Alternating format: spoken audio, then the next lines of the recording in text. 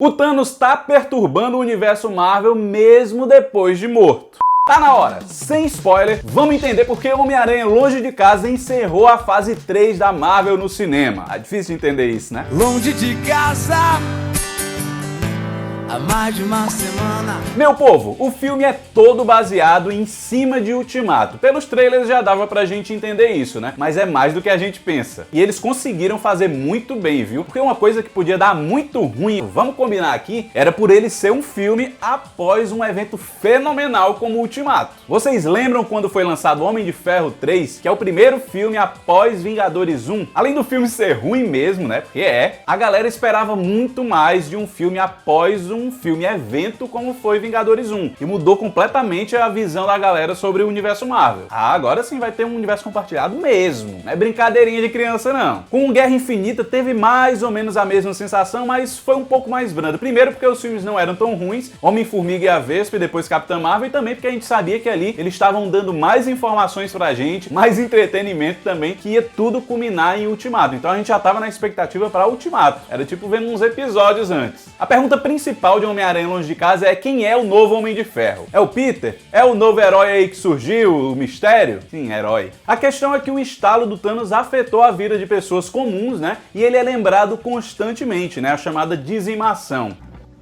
Aliás, o que é lembrado também é o estalo do Hulk, que é a volta da galera que foi dizimada, né? Que é chamado agora de blip. Aí assim, 8 meses se passaram após o blip, né? E o mundo tá tentando se reacostumar com tudo isso. A vida das pessoas que não foram dizimadas pelo Thanos mudou muito. E quando volta metade dessa população, imagina como é que fica a cabeça, tanto dos que ficaram quanto dos que voltaram, que não estão entendendo nada. E mesmo com essa premissa tão impactante, o filme não é pesado. Pelo contrário, ele é leve, sessão da tarde total, assim como foi o primeiro, né, o Homem-Aranha de Volta ao Lar. E tipo, eles pegam todas essas questões tristes e vencem elas com piadas, com o clima jovem de escola, que já tinha antes também. Mas logicamente que tem os momentos tristes, os momentos mais tensos, mas são minoria, com certeza. Por exemplo, aquilo que a gente chamou de furo assim que acabou o Ultimato, que a gente viu o Ned e o Peter se encontrando com a mesma idade, mesmo tendo passado 5 anos, e toda a escola dele estando lá no trailer. É explicado, os irmãos Russo, acho, já tinham dito que iam explicar isso, e é realmente o que eles dizem. A maioria da sala do Peter foi dizimada e quando voltou todos com a mesma idade. Mas isso é visto de forma engraçada também. Algumas pessoas que não foram dizimadas estão 5 anos mais velhas, são já quase adultos, e dá uma dinâmica muito boa pro filme isso. E pra mim o grande trunfo desse filme é esse. Ele se mantém contido ali no universo do amigão da vizinhança, né, do Homem-Aranha, mas sem esquecer que o herói tá crescendo, que o Peter tá crescendo, que o Ultimato mudou tudo naquele universo ali, que eles não têm mais os Vingadores estabilizados como tinham antes. Vários morreram, né, na Guerra Infinita, em Ultimato, enfim. E é por isso que o Homem-Aranha precisa ser mais, mas o filme dele não precisa. O filme pode ficar ali. Entendeu o que eu tô querendo dizer com isso? A aventura do herói e do vilão é contada sempre com várias referências pequenas, a maioria delas ao universo Marvel, referências até ao primeiro filme do universo Marvel, Homem de Ferro 1. Eles chegam a referenciar em alguns pontos ali, e isso é tudo muito massa e muito sutil pra gente, público, não se desligar daquela história ali. Esse episódio é aquela sensação de gibi que eu comprei essa semana, entendeu? Que eu tô lendo, aí tô enfrentando um vilão que eu sei que vai acabar ali. Eles não querem que a gente perca isso, mas também não querem que a gente esqueça de tudo que passou. Então a responsabilidade deixada pelo Tony, né, o Tony Stark, faz esse papel muito bem, eu acho. Ele é o tio Ben da vez, falando em bem. bem. Ele faz esse papel porque o Homem-Aranha, ele é um personagem que é engraçado, é leve, brincalhão, mas ele sempre tem no íntimo dele aquela culpa pela morte do tio, né? E o Tony faz essa substituição com o mesmo impacto aqui. A gente até já tinha visto no trailer, por isso não é spoiler. Por outro lado, o Peter tem medo dessas grandes responsabilidades sem ele, tem medo desse legado todo. Aquela cena que eu acho que todo mundo já viu aí, tá nos trailers, tá em todo canto, do Peter não querendo atender o telefonema do Nick Fury, mostra muito bem isso. É um cara fugindo, cara não, né? Quase uma criança. Pensa aí, ele é um moleque, enfrentou o Thanos, foi pro espaço, morreu, voltou,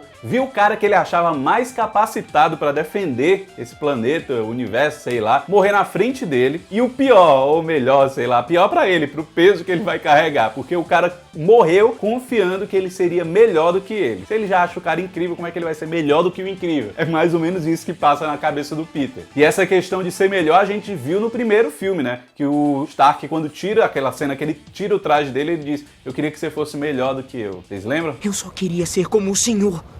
E eu queria que fosse melhor. Aqui no MCU, o Homem de Ferro realmente escolheu o Peter para ser o novo Homem de Ferro, para ser o substituto, porque ele sabia que em algum momento ele ia perecer. Por sinal, essa questão de pegarem a essência do Peter dos quadrinhos e conseguirem transformar sem modificar, tipo, eles adaptaram várias coisas da própria biografia do herói, eles chegaram a mudar, né, mas não perdeu a essência. Só mudaram o contexto, basicamente. E isso não tá só no Tio Ben, não. Aquele aranha que a gente conhece, que é tipo sem grana, é totalmente atrapalhado, que se dá mal em muitas coisas, quase tudo, quando é Peter, né? E quando bota a máscara é aquele herói confiante, que tipo, derrota todos os vilões e zoa todo mundo, é totalmente diferente. Ele tem tudo isso, mas a falta de grana devia ser relativa, né? Já que ele é pupilo do Tony, mas mesmo assim, ele tem acesso a essas coisas tecnológicas, os próprios trajes, né? Mas ao mesmo tempo e de propósito, a gente vê que ele não quer. Lembra do final do primeiro filme que o Tony tenta entregar a armadura, a Aranha de Ferro, e ele não quer? Tudo isso faz parte desse medo dele que a gente vê nesse filme. Ele quer continuar sendo o amigão da vizinhança, às vezes ele deseja não ser um super-herói, ter uma vida mais normal, sabe? Ele se rebaixa, coloca como um herói de baixo escalão, assim, não, os outros são melhores do que eu, não precisam de mim. Ou seja, ele tá se escondendo, né, basicamente. E nisso ele consegue viver a vida dele normal, com a tia May e tal. Por exemplo, a cena da tia May preocupadíssima de levar uma multa de trânsito. Não deveria fazer sentido, mas faz por conta desse contexto todo, dele querer continuar sendo aquilo, sendo aquele menino simples e invisível aos olhos de todo mundo. Tanto que a MJ fala em uma cena lá que a sorte dele é que ninguém olha pra ele, ele é meio invisível, né, aos olhos normais, por ele ser um loser. Telefone. Alô? E a tia May, falando nisso, acho que é o maior elo que ele tem com essa vida normal, se a gente pensar bem. Apesar dela já ter descoberto a identidade dele, ela, tipo, lidou muito bem com isso até, né? Fizeram uma coisa mais descolada, assim, da tia May. Mas ela tem esse cuidado materno, de botar fruta pra ele comer, de ficar preocupada com a rotina dele. Please, no.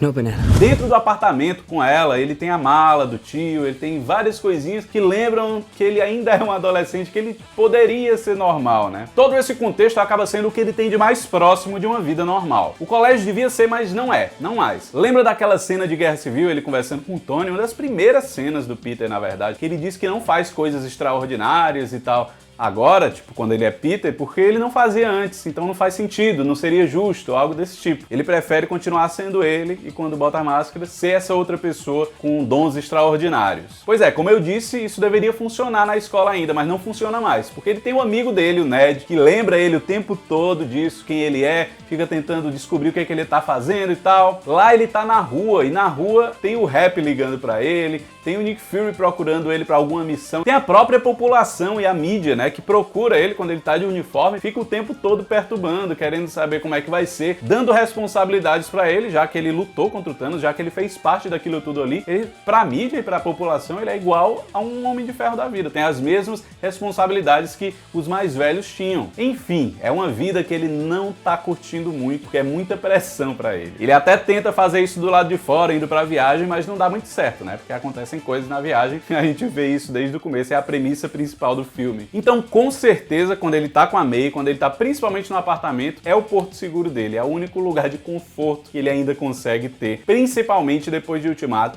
principalmente sem o Tony. Enfim, meu povo, o filme é muito divertido, mas mostra que a fase 4 tá aí, mostra que Ultimato e toda a saga do infinito não foi o fim final, foi um fim de uma era, mas o começo de outra. O mistério eu falei pouco porque eu acho que ele é um dos mistérios do filme. Então, se eu desvendar esse mistério, eu acho que perde muita coisa. Sacou? Muito mistério, não há? Mas eu não quero falar muito desse herói, vilão, etc, nem de multiversos, essas coisas, porque vai ter vídeo com spoilers, final explicado e tudo mais. Comendo aqui meu biscoito, isso aqui muito diferenciado, viu? Porque tem chocolate dentro dele, mas chocolate não branco, então é bom.